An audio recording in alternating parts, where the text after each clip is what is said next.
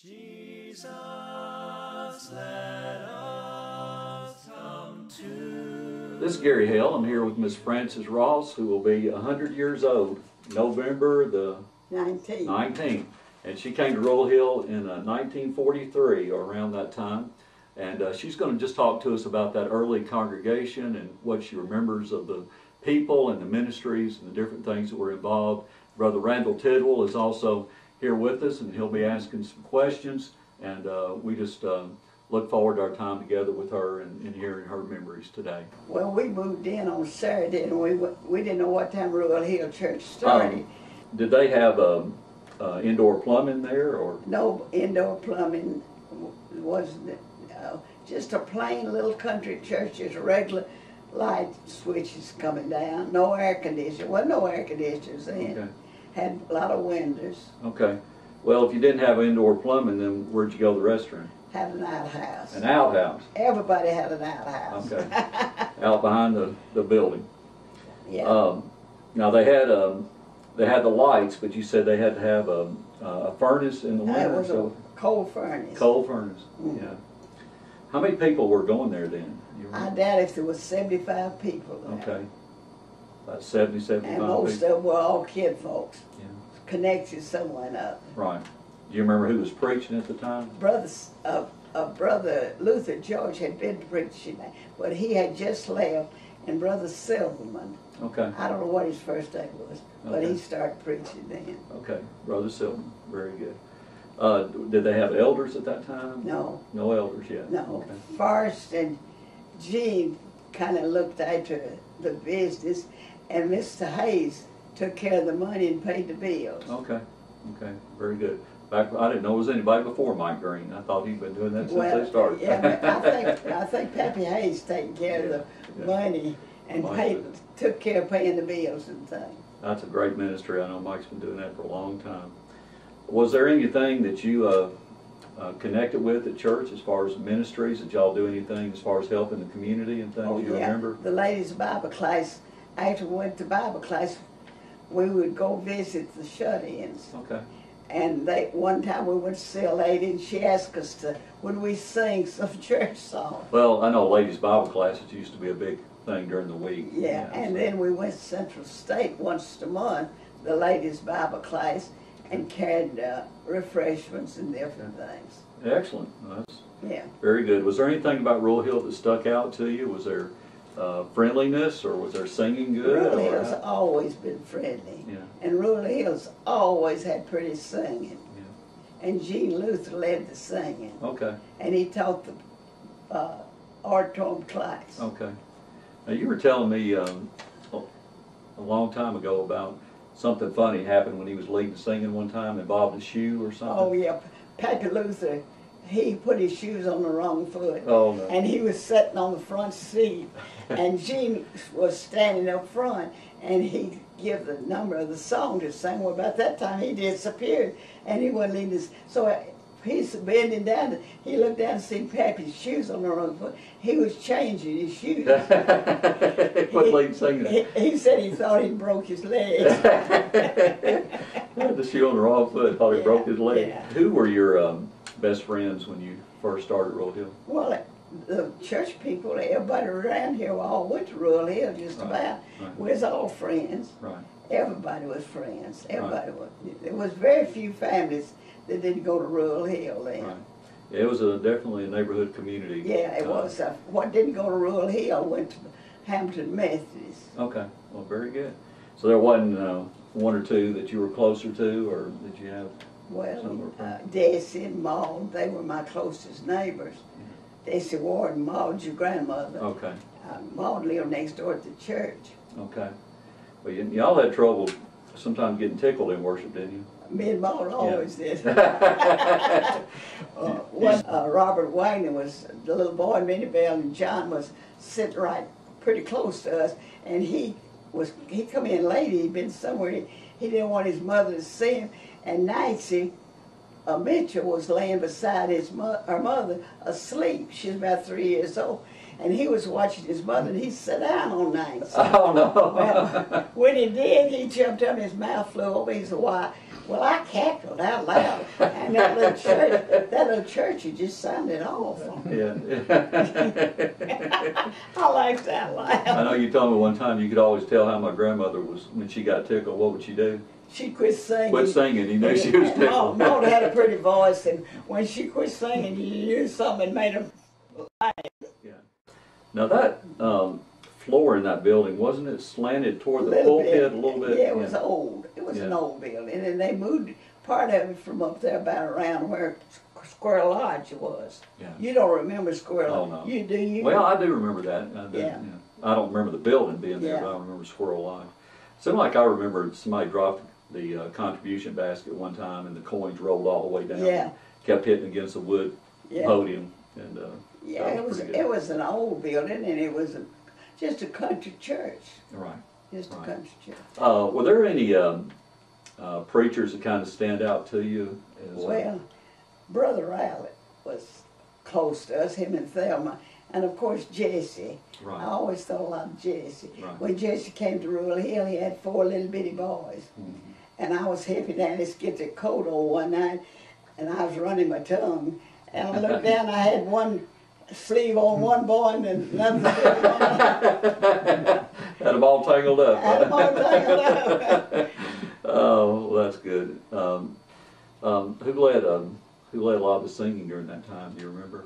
Now you said Brother Luther Luther did. led it just about all the time. Yeah. Every once in a while, Ned would lead it, and he always sang Trust and obey. Trust and Yeah, obey. trust and obey. And when he'd sing, the vessels in his neck would stick out. Stick out, yeah. Well, anything else that you remember of the early church as far as anything just special that happened, or any kind of funny memories, or just good memories? There's a lot of fun memories, a lot of good memories. Oh, yeah. Yeah. But some of them you can't tell. Well, I understand that. Yeah. Thank you, Ms. Ross. Those were just a lot of great memories, and appreciate your time today. You really dressed up nice. You clean up good. Look awful pretty today, and we appreciate you sharing this time Can't with look us. pretty when you're 100 years old. You look great. Thank you for your time. Well, I do have my teeth in. Yeah. Thank you for putting me in.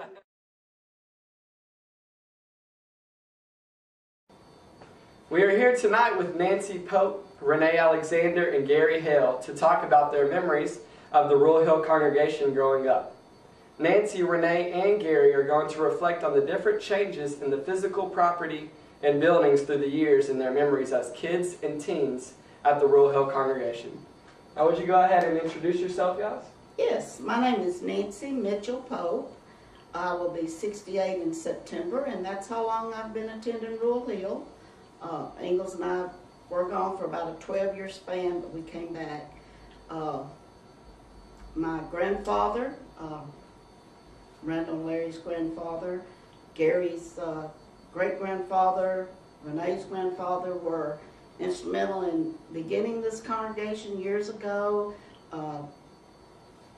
And so we come down through a long lineage of some fine Christian people. I'm Renee Alexander. My grandfather was Forrest Charlton. He was an elder here for about 45 years before he passed away. My great-grandfather helped start this congregation. I was 57 in July. I didn't know we had to tell our age, but that is how long I have been worshiping at Rural Hill, 57 years. Someone asked me one time why I never moved away and went to another congregation, and my answer is always, there was never a need. Everything I needed spiritually and emotionally and physically, I got at Rural Hill. So there's no need to go anywhere else. This is the best congregation in the world. My aunts and uncles worshiped here.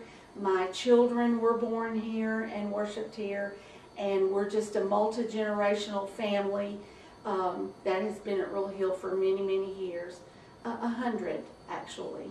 Gary Hale, and as I just said, my great-granddad helped start the congregation here, Mr. Luther, and my family has worshiped here since the beginning of the congregation, and I was privileged to have my kids born and raised in the Rural Hill Church, and so it's certainly home, and certainly enjoyed working with the church here for about 29 years now. So it's been just a joy in my life and a great blessing in my life. Well, Nancy, let's start with you.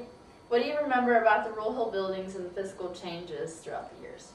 Oh man, I've been thinking about that all afternoon, and you know, the memory's not like it used to be, but the Rural Hill building, the setting as I remember it very, very clearly, was a little white building.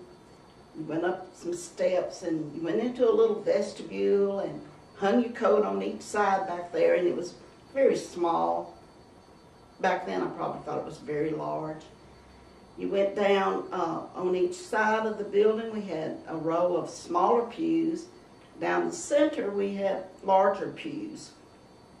I can remember I must have been lots younger than I really thought I was, maybe 4 or 5. At one time we had little classroom chairs, the little ones sitting up on the front left-hand side, and all of us little ones would sit there. And I distinctly remember sitting by Ann Luther. We were third cousins and best friends, and Ann was hit by a car on Murfreesboro Road when she was 7 years old. I was at and killed. But I can remember us sitting there in those little chairs. We had 2 classrooms going off the auditorium, one on each side of the podium area and the baptistry. Speaking of baptistry, people would come from all different congregations around to have a baptism at Rural Hill, because these other congregations, some around the neighborhood, didn't have a baptistry. We had 2 classrooms downstairs. Some years later, we added what we call the cry room. It was a little room off to the right-hand side, and the young married couples met in there, and we really laughed as teenagers about that, because they were all in their mid-30s, and we thought, young married. Well, now we look back and yeah, they were young married, but some of those folks still worship here today. We had outside bathroom facilities, and they were down behind the building, and we did not like to go down there at night if it was dark, if we had to leave service to go to the bathroom. So I'm not going to tell you where we went. But we wouldn't go down there in the dark. But we did have a men's and ladies' toilet out back. One of my sisters said, I wished I had the money to buy that building. I'd build it right back like it was. So we had a lot of good memories in that building. And 1963, we built the basement where we worship now. And we worshiped there till 66, was it? About 66, we moved upstairs. Ingalls and I were the first to get married in that building. I don't call it a wedding, we just met there and got married. That's the way it was back then. And as you can see, the progress over the years, the building has come into fruition as to what it is now, a lovely meeting place. And we have God to thank for that growth. Now, Renee, will you and Gary talk about the things you did together as children or teens at Rural Hill? One of the first things I can remember us doing as a youth group is when we went Christmas caroling. Yeah. And it was probably about 1968. We were probably about 12 years old when we started. Of course, even at the age of 12, all the kids at Rural Hill were singing in parts. Yeah.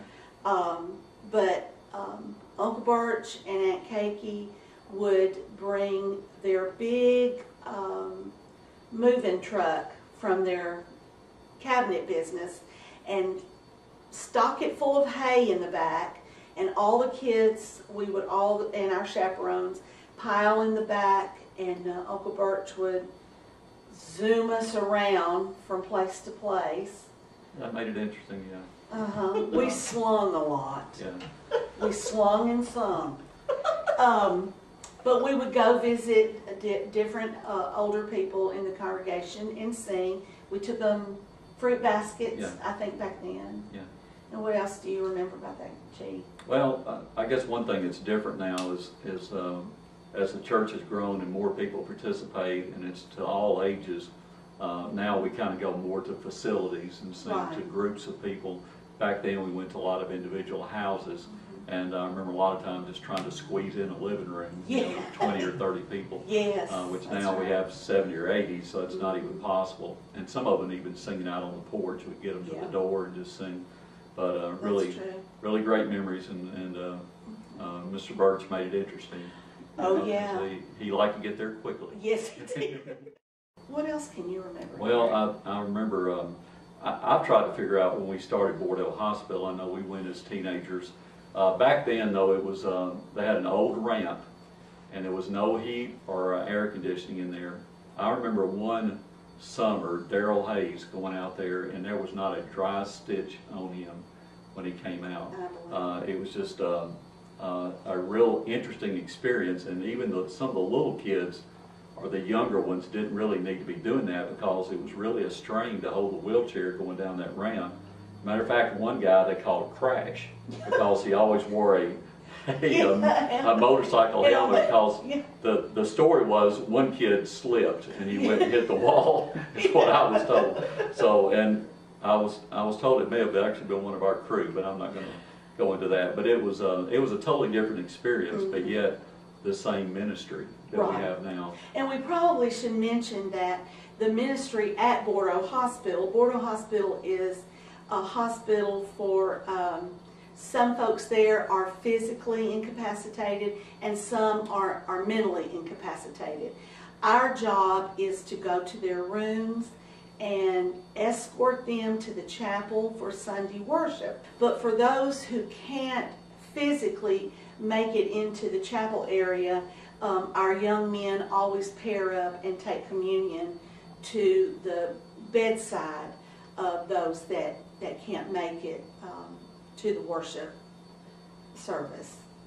I guess one of the most interesting things that happened as we were growing up was I called, I guess, the recording, where we actually made a record. That was a big deal. What's your memories about that? Gary's dad had pulled us together as a singing group, and we made an album. All the proceeds went to the youth hobby shop. Well, I think my dad started getting us together on Sunday afternoon just as a uniting, good activity, Christian activity to do. One thing that I just happened to think of this afternoon is we used to go to Laverne skating sometime on Sunday nights, and that's not even there anymore. It's been turned into a business. But the rink was so small, I remember you just stuck your leg out and kept pumping and going in a circle. You never actually had a straightaway to get up any speed, which probably was good, actually. You couldn't really hurt yourself. You know? But those were good, fun times. We loved skating night. Yeah, that was always, you know, everybody turned out for skating night. Oh, yeah. And, you know, we've thought about trips and things because there wasn't a real youth group. I guess the one trip that sticks out with us was the snow skiing trip to Renegade, which is not there anymore either. No, that was in Crossville. Crossville, yeah. Any thoughts about that? I'm just going to defer to you because I know you want to tell it. Well, there's well, first of all, we got stuck before we got there, which I just now thought of. And weren't sure all of us were even going to make it up there. Some wanted to give up. I'm not going to call names. But once we got there, I remember we did the training. There was probably 30 of us. And we were learning how to stop, and the instructor was teaching us how to, you know, maneuver the skis. And I remember when we actually went down the hill and tried the things he taught us, we all ended up in a big pile. I remember that. Like it never got untangled. And B.B. Dobson broke his leg the first time down. Well, I remember him saying he didn't need the class. I even forgot that. He didn't need the class. He could do that. He had seen it on the Olympics. And the last time I saw him, he was going over the hill, Olympic speed. And the next time I saw him, he was coming up on a stretcher. That's what I remember. I remember Fred Wayne Jones. They had a white picket fence that separated going down and coming up the hill. He took out most of that fence. It looked just like a cartoon where you saw the wood just flying. Flames just flying up. And I remember it was such a cheap setup that they actually just had a metal pole that you held onto and it pulled you back up the hill. It was a T-bar because you had to pull it down. Right. It was almost like water skiing. It had a spring kind of thing. It had a spring, that's right. And I remember Danny Melton got distracted and forgot to let go, and it actually pulled him up in the air, and we were screaming to let go. He finally did before he got so high that it really hurt him. His little skis were dangling. And then one time you were behind me and you kept trying to ask me, and I tried to turn my skis to answer you, and of course that flipped me over, and then you ran over me with your skis. I remember that part too, but it was a very exciting trip. Yeah, Denise got a concussion. The Golden Age Banquet was born in 1979. It was actually Wayne Clark's idea. He was our minister at the time, and it was a banquet to honor our senior members. And in the beginning, we held it at Ezel Harding because we didn't have a facility here.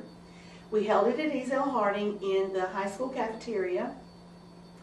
Our members would haul the china and the stemware and the silverware. And different ladies and some gentlemen of the congregation would cook a meal, and we had entertainment. In the beginning, for about the first 4 years, I suppose, we had like quartets that came from different places to sing or something like that. But in 1983, Jamie Walters came up to me and said, "Nay, you know, there's enough talent in this congregation. I don't know why we don't just do our own show." And so the talent portion was born, where we used our own members. Now, that first year we had a hee-haw show, and it's actually the only show Norma Chadwell was ever in. She was Lulu Roman. And that was enough. We didn't need to use her anymore after that. But Jane Pope had painted the backdrop, painted the cornfield. It was lovely. She did a great job. Debbie Seagroves and I, with a few other members, wrote that first show. And then in 1986, Melinda Hooper joined us. And the three of us have been writing consistently for close to 30 years. We just had our 30th year. But in 1983, we started doing our own performances. We've never repeated an entertainment except once, and we redid the Grand Ole Opry at the request of Francis Ross. And you know, Mike Green cannot get in the pulpit now and talk without you. Oh, Grandpa Jones. Oh, there he is. I didn't know he was in there. I mean, he sounded just like him. And looked a lot like him. The Golden Age banquets are just wonderful. Well, we just have a great time. Some of our fondest memories are Jesse Melton came across the stage with an electric guitar one time. Thought I would die. I could not breathe. Absolutely. I was laughing so hard. I thought I was not going to make it. I really And did. Sonny and Cher showed up. Now that was too much. That was Jamie in a pair of fishnet stockings. Right. Gordon Wilson? Gordon Wilson has been in a dress. Yes, I do. But nobody's been in more dresses than Steve Chadwell. He was Cinderella, and a darn good Cinderella. Oh, Nancy, do you remember any activities that you did with the other teens, or have any funny stories you want to share? Well, back in the 50s and 60s, early 60s, we had no organized youth group, as you do now. So if we wanted to go home with somebody on Sunday, we'd go home with somebody, or they'd come home with us. We, as younger children, Miss Verna Charlton, Renee's grandmother, was one of our Sunday school teachers. And she, along with others, I'm sure Miss Desi Ward and different ones, would take us to Shelby Park for a play day and picnic. Miss Verna would have us at her house for Christmas time party. And my sister Barbara told me today, she said, I'll never forget her enchanted Christmas tree. She described exactly where it was, which table she had moved to set that tree. And she said, to this day, I patterned my Christmas tree after Miss Verna's. And I wanted to share that with you. Oh. Because You know, I was one of 9 children, and we went out and cut a cedar tree and strung popcorn, did the best we could. So that Christmas tree really impressed her. Now, when I was in high school and my sister Linda had already graduated and she was working and making money, my sister Linda, myself, and Janice McGill Stanley, every Sunday night, Mrs. Will Gray, who had become a Christian in her later life, would drive us downtown Nashville to the picture show, and then she would come pick us up. And we did that. The location of our current church building at one time was just a big empty, sort of clear field, and the guys would come down maybe from the old building and cross over the little creek and come down there and play ball. Oh, the dinner's on the ground. If you've never eaten on the ground, you haven't lived. In the beginning, as I remember, they'd string up long wire, fence wire, cover it with cloth so your food, you know, wouldn't fall through the cracks. And Brother Charlton would make a big old thing of fresh lemonade. You've never seen so much food in your life. It was just really, really wonderful. A little story about Mr. Houston Ross, Miss Frances' husband. When I was a little girl, every Sunday, Mr. Ross would give me a quarter. Now, a quarter was, boy, that was something to me back then. And that went on for a long time. I don't know how old I got when he finally decided, you know, to stop. But when he was in the hospital before his death, I went out to see him. I took him a quarter.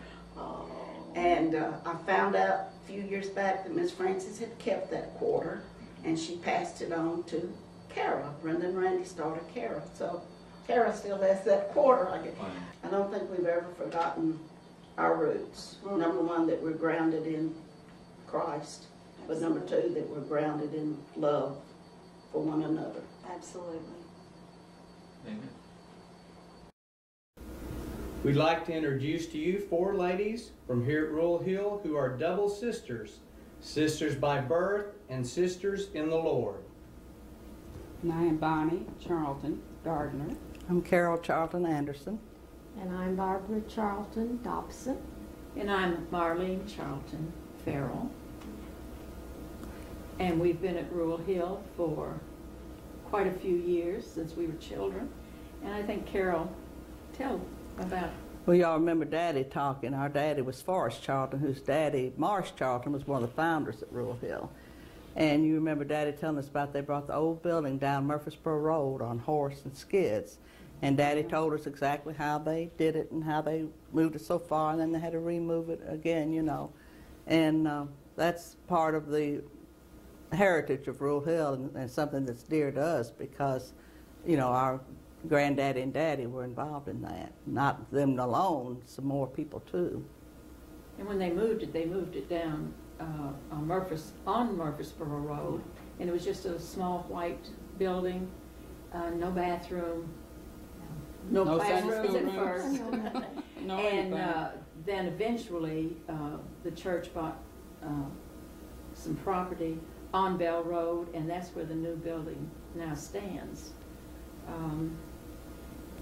The very first Sunday school class that I remember when we moved here was in one corner of the auditorium, and that's where the teenagers were.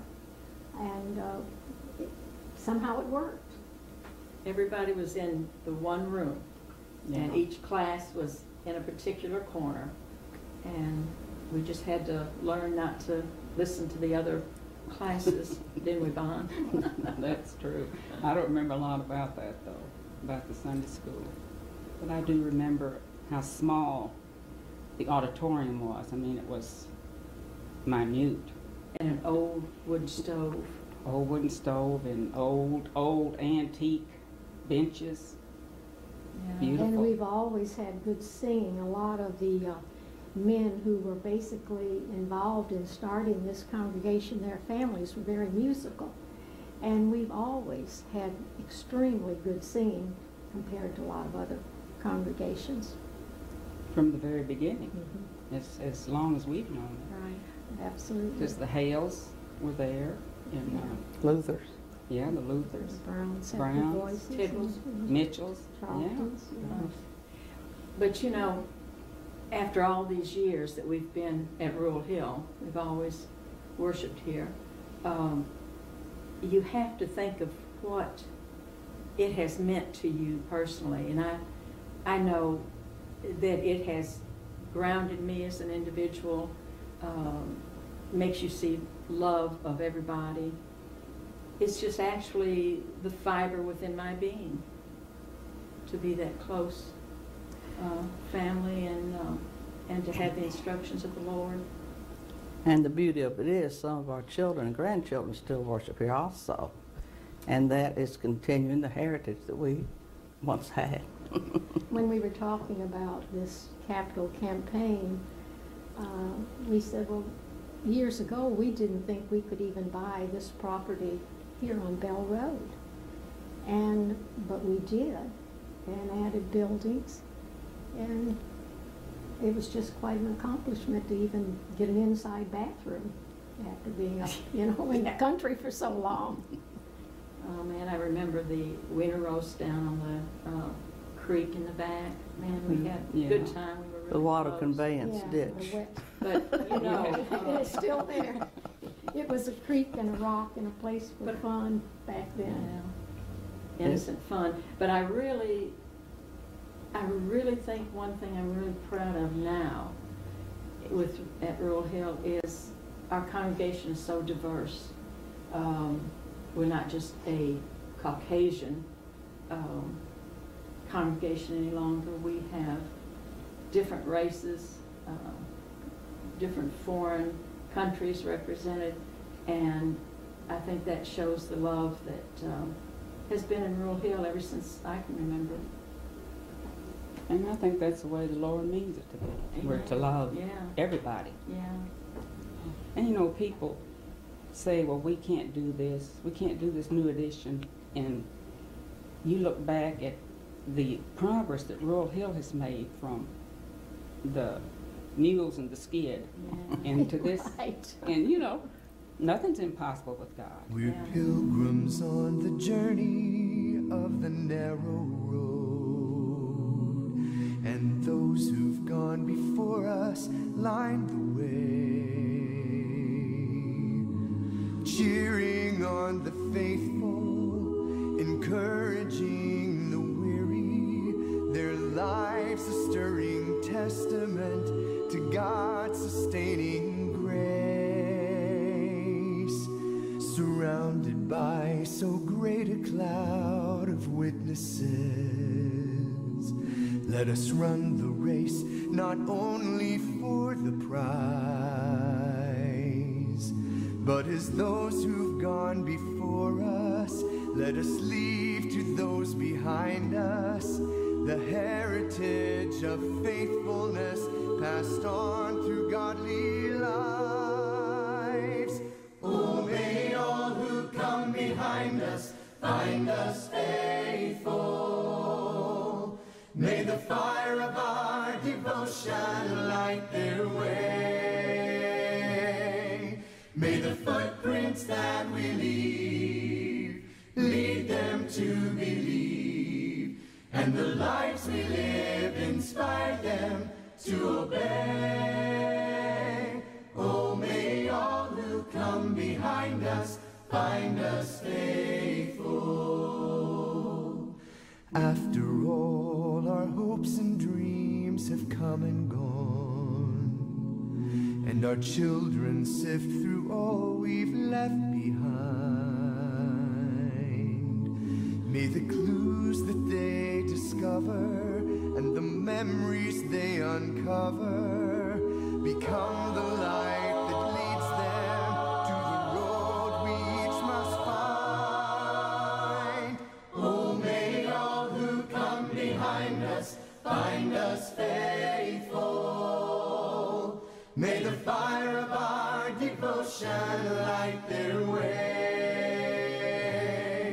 May the footprints that we leave lead them to believe, and the lives we live inspire them to obey.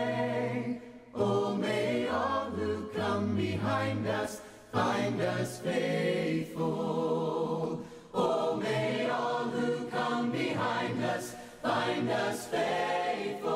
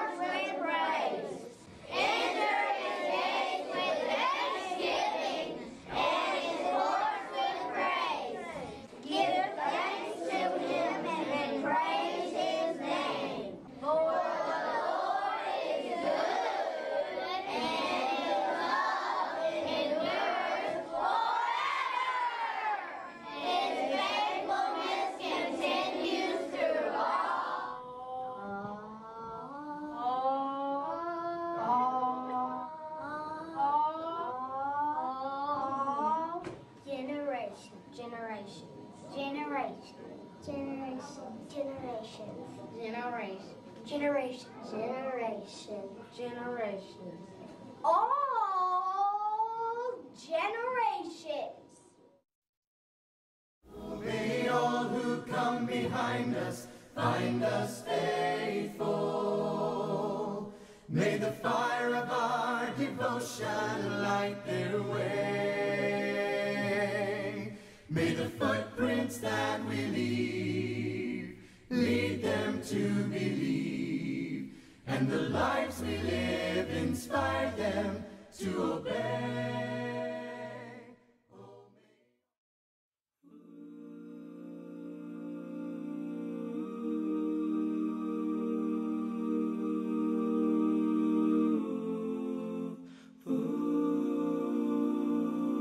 In the darkness you surround me,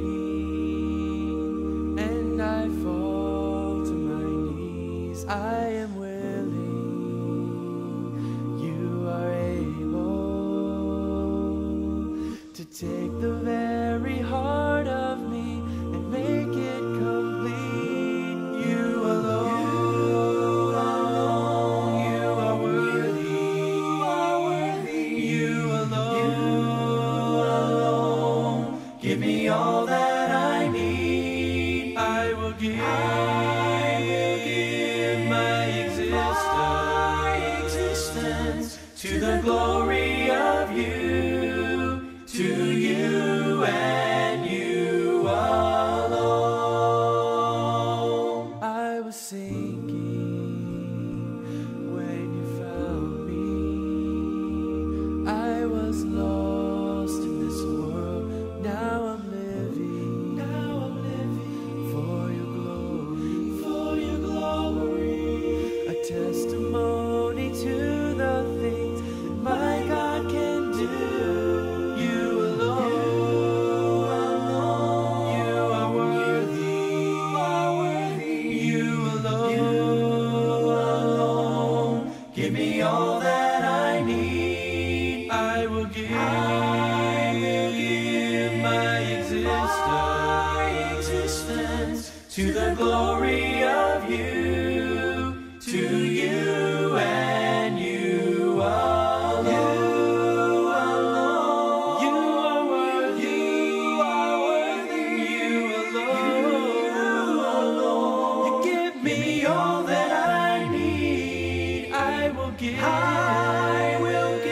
you my existence to the glory of you, to you and you alone, to you and you alone. Nearer, my God, to thee, nearer to thee, e'en though it be a cross that raises me, still all my song shall be nearer, my God, to thee, nearer, my God, to